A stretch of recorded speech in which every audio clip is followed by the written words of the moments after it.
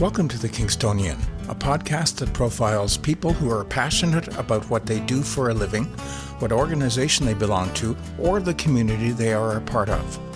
Here is your host, Dave Cunningham. Thank you, Steve. Hello, everyone, and welcome. Music has always been his thing. For 30 years, he's played several instruments with different bands in various clubs. 4 years ago, he started writing his own music, enough for a complete album, an album that was released in the spring of 2023. In the fall of 2023, I sat down with him to talk about his career, his regular Friday night gig at a local club, and most importantly, the influences, the process, and the songs that make up his first solo LP. Here is my conversation with Christopher Jackson. Christopher, welcome to the podcast.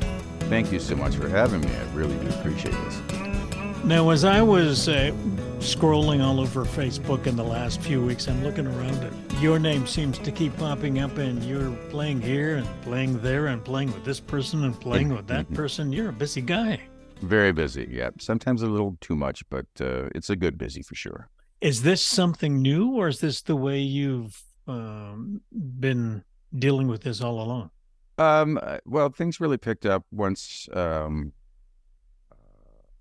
the album was on its way, and I just started making a buzz. But no, I've been playing music pretty regularly around this area for many years, and been quite busy at it. But I'd say the past maybe 6 years or so, 6-7 years, that's when things really have been ramping up for sure.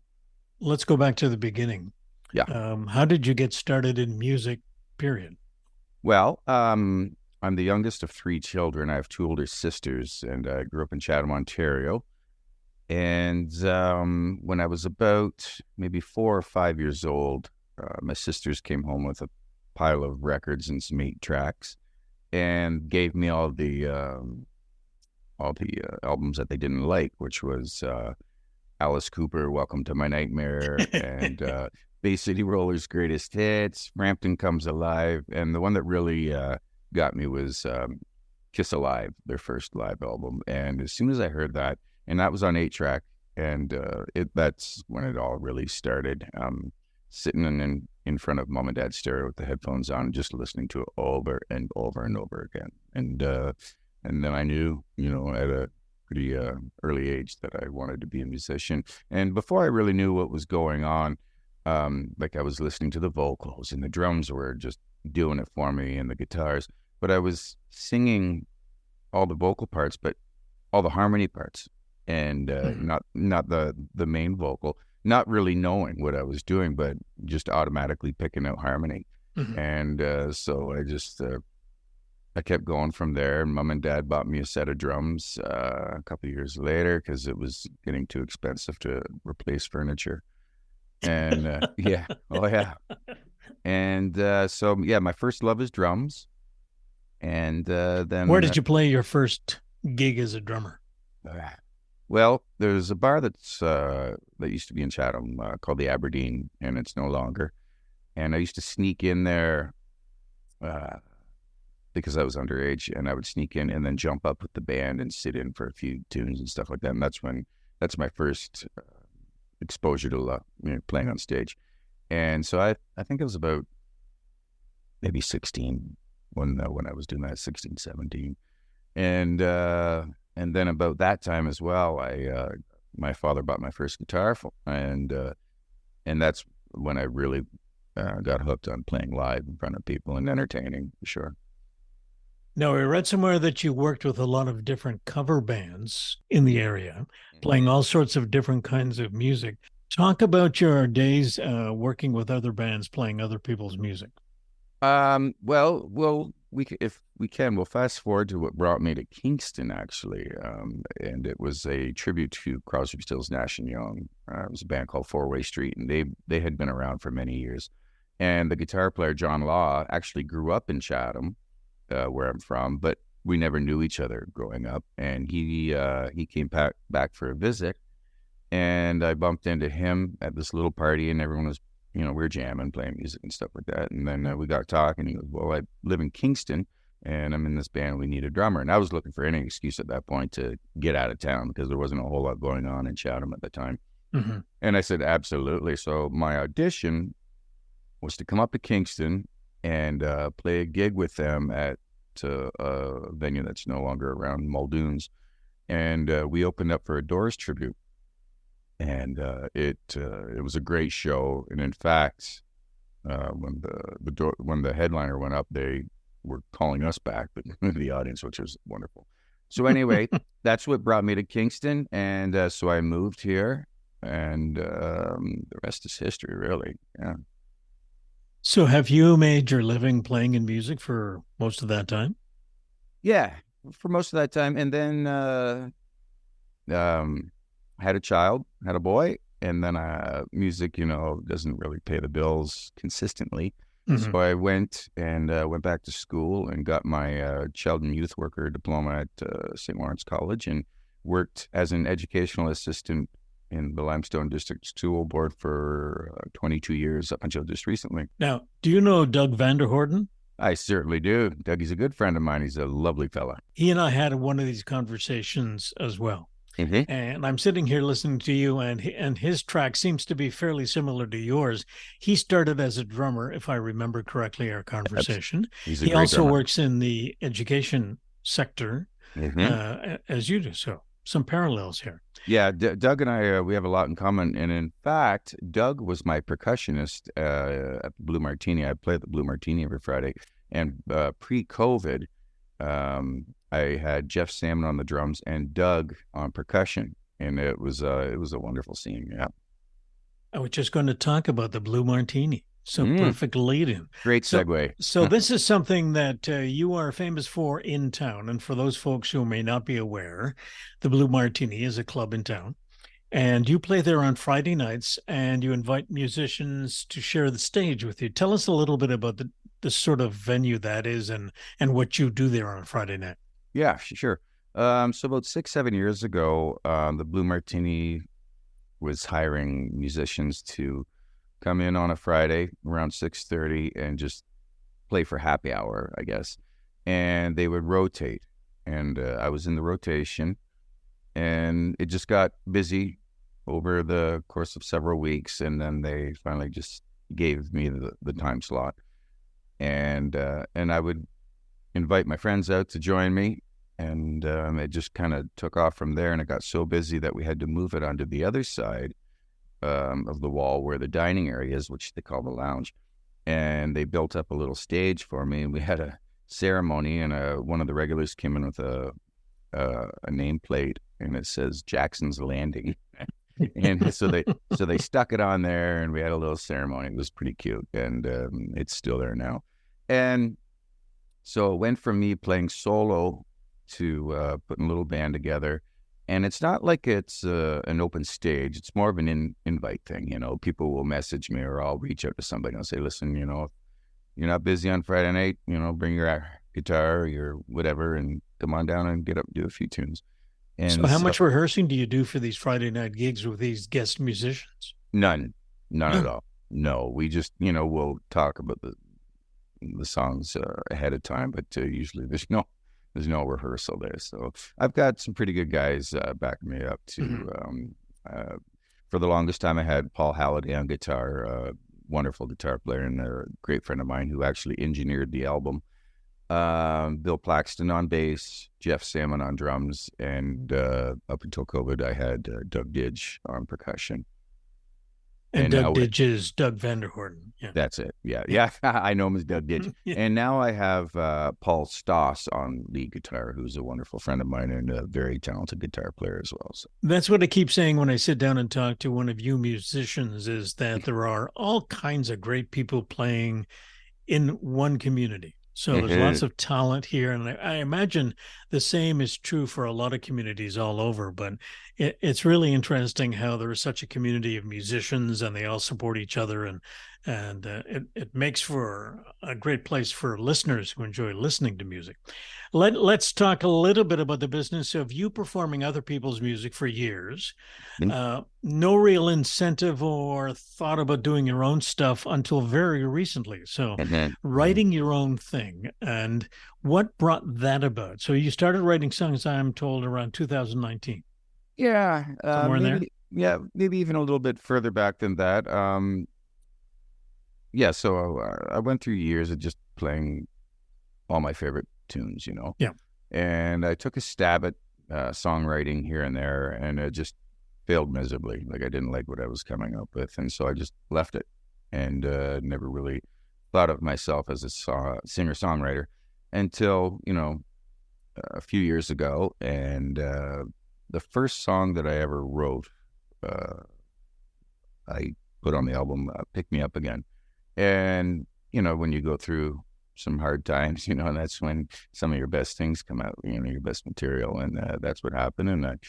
And my roommate at the time, Mark Terrace, who was another local guitar player around here, is very talented. And he gave me a hand with that song. And then we just kind of put it on the shelf, and I just kept tinkering away until finally Paul Halliday and I decided to, put one song down and see what it sounds like. And so we did, and it was a song called Can't Believe, and I wrote it actually after I met my girlfriend, Nicole. There's a picture of me sitting at her coffee table, brainstorming and writing this song out, and Can't Believe was the first song that we actually laid down. And so I recorded the bass and the drums, like all the instruments and the vocals, and we got Ken Hall to put the keys down, and we got a good capture there. Pretty happy with it. So when you started to write music, were there any influences or any particular artist that you may have patterned yourself after or thought about when you were writing a song? Well, these songs kind of came naturally. It wasn't forced at all. I was writing about the experiences that I was going through at the time. And so, but you can hear my my influences growing up. I'm a big Crosby, Stills, Nash & Young fan. There's lots of vocal harmony in my my music. The Allman Brothers, the band, and Smashing Pumpkins. Now that I sit back, I can hear that those things coming through, but it wasn't intentional. I didn't sit down and say, I want to write a song that sounds like a Smashing Pumpkin tune. It just it kind of happened naturally, and It's just something that seeps in.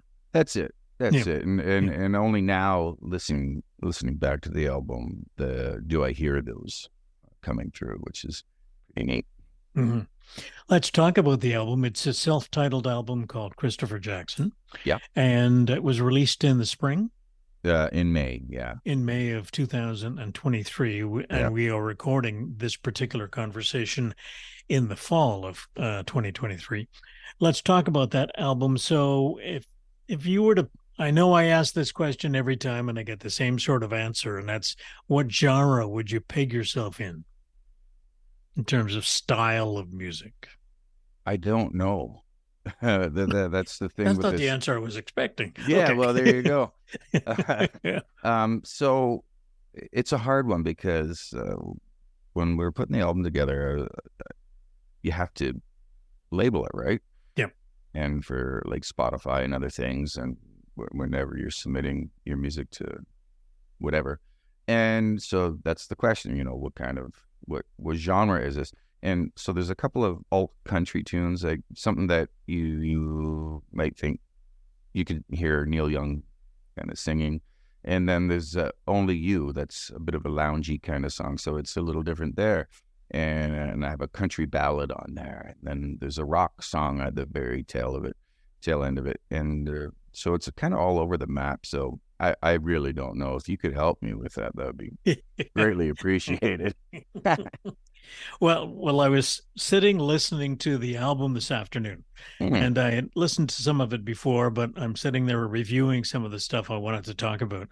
And I was listening to the album while I was doing that.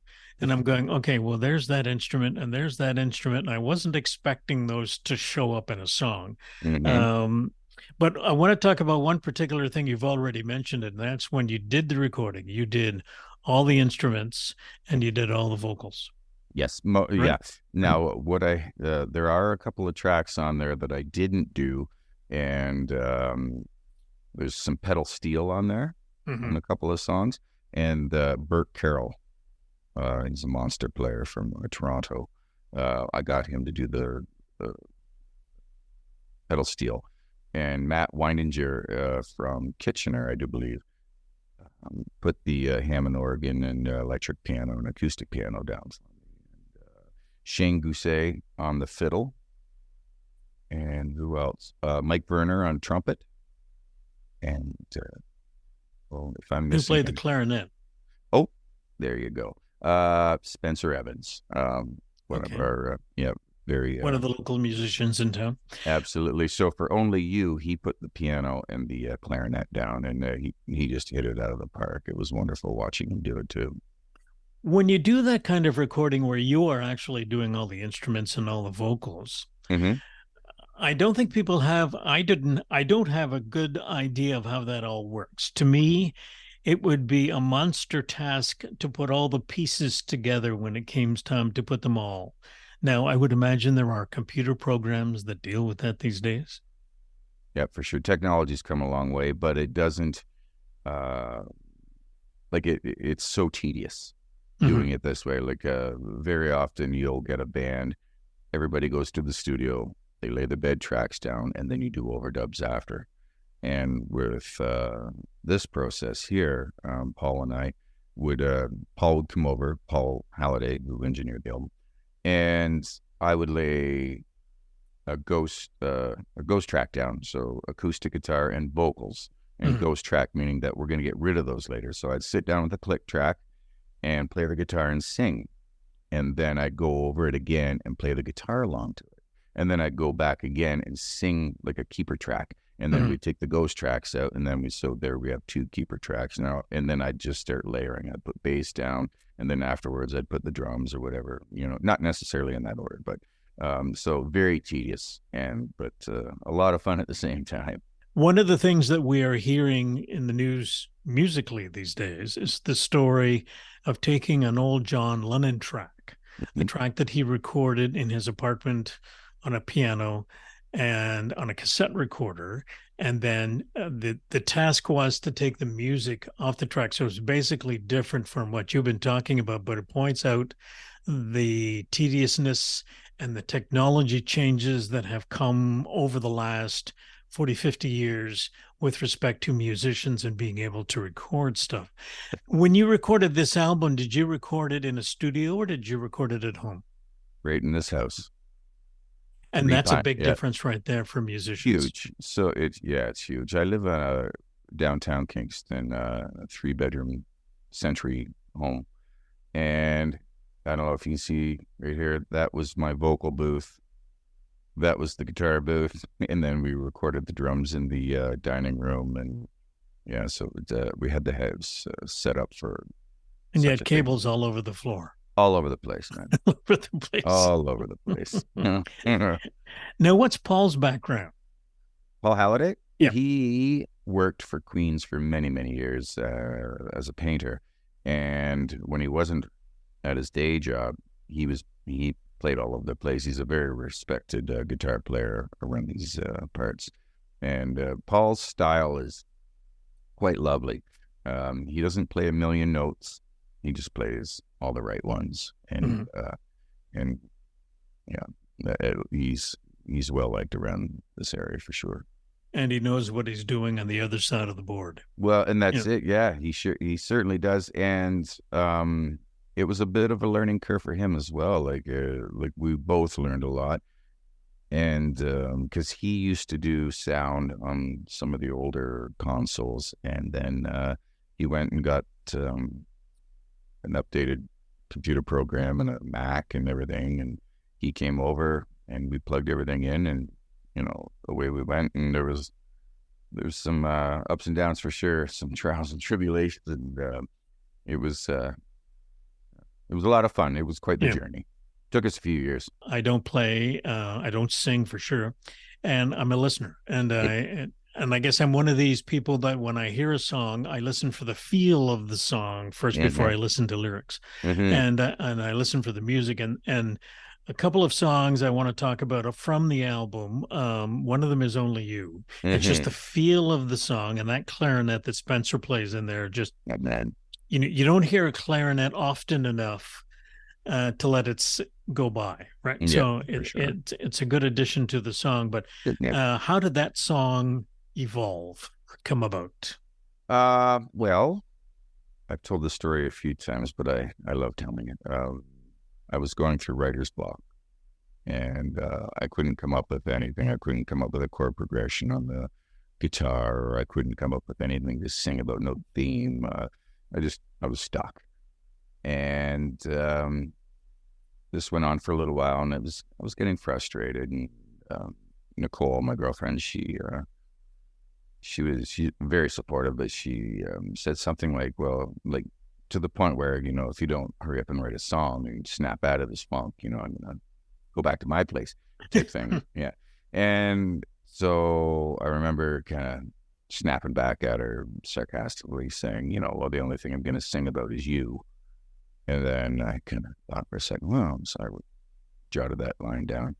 And then it just kept going. And that's, that little back and forth sprouted the tune and snapped me out of my writer's block. And once I recorded like the demo tracks for it, immediately I thought of clarinet. Like I don't know why, but I heard clarinet all over it. So I did what I was supposed to do and call Spencer Evans, and he came down and what are you doing next week? Yeah, exactly. Come to my house. Yeah, and that's it, and that's how it was, and so Paul and I were sitting up here, and Spencer showed up with his keyboard, and we set him up in this room right to my left, and he laid this beautiful piano part down, and it was lovely. And that took maybe an hour, which is pretty quick when you're recording. Like, recording tracks can take all day. Let me stop you there for half a second. When you're talking about him laying down this track, so Spencer goes into the room to your left, and he opens up the keyboard, and do you present him with a sample of the song as it stood at that point, and then he takes it from there? Yeah. So what was going on was he was setting. I think I might have sent it to him ahead of time, like the day before or something like that. And so as he's setting up, we're playing it, and I'm kind of talking through it and giving him a rough idea of what I'm hearing and what I'd like to hear. And so he just, once he was all set up, he punched out exactly what I heard in my head. And Spencer's good that way. Like, he's a musical genius for sure. And it was lovely, and I couldn't have been more happy. And then he brought his clarinet, and I said, well, I'll give you the solos. Go for it, man. Like, the floor is yours. Yeah. And he picked out the melody that was going through my head that I wanted to hear, and then some. And when we put it all together, and he left, and Doc and I looked at each other. Paul Halliday, that's his nickname. Doc and I looked at each other, and we started mixing, and it just fell right into place. And we didn't have to do a whole lot to it. And so it turned out really, really well. I was super excited about that track. The other song is Eyes on the Prize. Yes. Where did that one come from? That song is... Now, there's no guests on that song. That's all me. I'm playing all... There's like 4 guitar tracks, 2 acoustics, 2 electrics, and then I do the guitar solo. So that's all me. And that song is... I call that a patchwork song. It's there's a few different stories in there. And one of them is just kind of shedding dead weight, trimming the fat, if you will, getting rid of people that, don't really need to have in your life type thing. And just focusing on the future and where you want to be. and it's a very positive song actually. And that's probably, I'd have to say, my favorite song on the album. It's nice that you kind of brought that one up, because I do love that tune. When you sit down to do a new song, is it music first, lyrics after, or vice versa? It depends. Okay. I'll roll out of bed with a guitar riff in my head, and I'll turn the computer on and just record it so it doesn't go anywhere and so I don't lose it. Or, I'll be going through something in my life, and I'll jot it down, and so the lyrics come first, and then I guess for me it's usually the melody that comes out. Like I'll hear a melody, whether it's on the bass guitar or the acoustic or something like that. I'll hear something and I'll lay it down, and then that's kind of where it takes shape, and then I'll hear the vocal harmonies in my head. So I'll lay those down without really saying anything. I'll just throw words at it just so I have the notes there, and then the words come after. That happens quite often. I'm guessing that as far as a singer-songwriter is concerned, is finding a way to remember those things when they pop into your head and not forget them is a big thing. Yep. It is. Yeah. Some guys, they're great poets. There's a lot of them around town, and they always keep a notebook on them, and I don't do that. So like I'll have my phone and I'll put it in the notes. Yeah. Thank God for iPhones. Oh man. Absolutely. Absolutely. I've spoken with many veteran singer-songwriters in this town, and I asked the question to them, and I'll ask the question to you. Why make an album? Why do it? Is it because you want to promote your live shows, or is it because you want to make money, or is it because you've got something in your head you have to get out, and this is the venue? I think that last comment there is it's certainly not about the money, because even though we recorded it here, it cost me a small fortune. It was quite expensive. My plan for my retirement is to just keep writing music and putting it out there. I guess have a legacy. I don't know, but it's not about making money or promoting like my gigs or anything like that. And really, my dream would be to just stay home and record and make music, and that's where it's at. So as long as you can put food on the table and pay the rent, that's it, man. Yeah, that is it for sure. And be able to put the music. It's almost like. And I know that comparisons have not been made as frequently as you might expect them to do, but people who are painters or sculptors, it's always, I have this vision in my head that I have to get out. And it doesn't necessarily always get applied to songwriters. No. But that's the same sort of thing. You have a song or a lyric or a piece of music in your head, and you want to do something with it. Mm-hmm. Well, exactly. The song "Best of Me," I had to get out. I had to get that out there, because I got sober, about almost 4 years ago, and that's what that song's about. This is the best version of me now, standing in front of you, and that's what that song's about. And I just had to get that out there for no other reason. Let's go back to the days when you were in the bar, and whether in the Blue Martini or somewhere else, and you were singing somebody else's songs. So people in the bar will know the songs, and they may sing along with you, but they'll enjoy the song because they remember it from something that's happened in their life. What's the reaction when you get up and sing your own stuff? Well, it is harder to push your original music on that, in that environment, because they haven't heard it before. When people go out and when they put their nice clothes on, they reserve a table and they get their food and they're having their drinks. They want to hear something familiar. They want to hear the classics or whatever, Yeah. And so when you throw an original at them, it's hit or miss. Even if it's a really good tune, they're looking for something familiar, like I said. Yeah. Now the Blue Martini, we have many regulars that have been coming out from day one, and they're very supportive, and they very often ask for songs off the album, which is a wonderful feeling. But generally, when you're out and about, and you throw an original at them, that's when the talking kind of turns up. They turn to their neighbor or whatever, and they're engaged in conversation. When you're spilling your guts out all over the floor trying to get their attention, but that's just the way it is. That's the nature of the beast, Yeah, for sure. Do you approach performing your own songs differently from performing someone else's?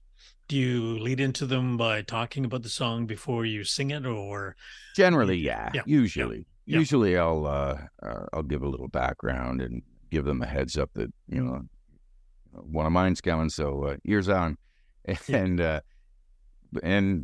so it's a little different now when I'm playing a bunch of covers. I usually just go 3 or 4 in a row and then stop, and the banter begins, and then off to the next few. But for sure. My sense is that musicians are making most of their money by performing, as opposed to recording and selling their product. So when you do a recording session like you did for this particular LP, and you've uploaded it to, I know it's on Spotify and it's probably on other streaming services as well. Do you get CDs printed out or vinyl, or do you just rely on the streaming? No, I have vinyl and CDs. Yeah, I've got both. And generally I take them with me to the gigs and sell them there. But I uploaded the album to the platform I use is DistroKid. That's the distribution company I use. And then they put it up to Spotify and all the platforms there. But, and I look at my bank and I think I'm up to $1.26. And that's pretty good. That's pretty good for a guy like me. Is it automatically deposited? Yes. Yeah. Okay. Yeah. But it, I'll leave it there for a rainy day. Yeah. Just remember to claim it on your tax return. There we go. Yeah. Yeah. Well, they can come after me. $1.26. Where do you go from here? Just continue doing what you're doing. Yeah. I've got some ideas for my next album. Working on songs quietly. Yep. But I have a showcase coming up pushing this album here in February 10th at Doghouse Studio in Epinay. And I'll be sharing the bill with a singer-songwriter from Peterborough that I haven't met yet. I've just been talking to him online, Matthew Holtby. And I'm really excited about that. He's got some great tunes, too. So it'll be nice to share the bill with another songwriter who's, really trying to make it. And I love his stuff. So if ever anybody wants to come see a great show, here's the plug. February 10th at Doghouse Studio in Epinay. And then, so I've got that. I've got a couple other gigs coming up. Next summer, dates are being worked out right now, but I'm going to be going to the West Coast and going to Vancouver. And then I'll be hopefully hitting the East Coast with some friends and pushing my stuff out there as well. So it's pretty exciting. I'm looking forward to next summer, that's for sure. Something I haven't asked you. You mentioned early on during our conversation that when you heard music early on, that you would sing the harmony parts of the tune. What's it like singing lead? Love it. I think any trepidation about taking center stage, as it were? Not at all. No, it was something I was born to do. Everybody's good at something, and when I was young, my parents kind of realized, well, he's not going to be a rocket scientist. He's not going to save the world. So he's digging this music thing. We might want to nurture that. And so I love all aspects of music. I love recording. I love sitting in my room, writing. I love being on stage, singing other people's songs, singing my songs. Just the effect that music has on people. Yeah. Look, I got the best seat in the house. I can see everybody. I can see how they're feeling. I can see the emotions and who's having fun and whatnot. And it's just that's why I do it. It's not for the money or anything like that. It's just I love the effect music has on people. And so that's all aspects of music. That's why I do it. And I'm going to do it until I can't anymore. Yep. And when I say I can, and I'm going to be dead. I'm going to play music until I die. You'll find a way. Yeah, that's it. Well, as mentioned, I've added some of the tunes from this album to my personal playlist. And for those people wanting to check out your music, we'll put a link to some of those avenues in the liner notes to this episode. Mm-hmm. So, Christopher, good luck with the LP, and thank you for your time today. Thank you so much for having me, and thank you for the time. I really do appreciate it. And come on down to the Blue, and I'll buy you a drink for this for this opportunity. It'll be my pleasure. Okay. All right. Take care. Thank you so much. My guest, local singer-songwriter Christopher Jackson. This episode was recorded in November of 2023 on Zoom. If you'd like more information on Christopher and his music, check out his web address listed in the liner notes. To those of you who have taken the time to download and listen to the podcast, thank you, and I'll be back soon with another conversation. The theme music for the podcast is Stasis Oasis, written and performed by Kingston musician Tim Aylesworth. If you have any questions, comments, or suggestions about any of the episodes, please send a note to thekingstonianpodcast at gmail.com. For details on upcoming guests, follow us on Facebook. The Kingstonian Podcast is hosted by Dave Cunningham and produced in Kingston, Ontario, Canada.